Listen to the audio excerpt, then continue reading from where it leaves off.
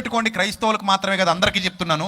ఎవడైతే మన మతం వాడిని ప్రేమిద్దాం, పక్క మతం వాడిని ద్వేషిద్దాం అని చెప్తున్నాడో వాడు దొంగ. వాడు క్రైస్తవుడైనా, హిందువైనా, ముస్లిం అయినా, ఇంకొకడైనా సరే వాడు దొంగ.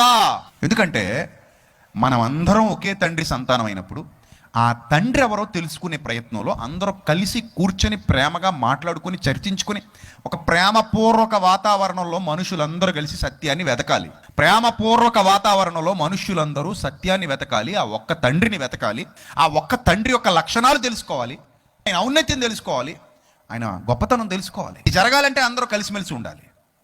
లేదు నేను పట్టుకున్న కుందేలకు 3 కాళ్ళు అనుకుంటే ఎవరికి నచ్చింది వాడు ఎన్నుకోవచ్చు. అతను ఒక విశ్వాసాన్ని క్రియేట్ చేసుకోవచ్చు, దానికోసం ఫైట్ చేయొచ్చు, చంపొచ్చు, నరకొచ్చు, కొట్టొచ్చు.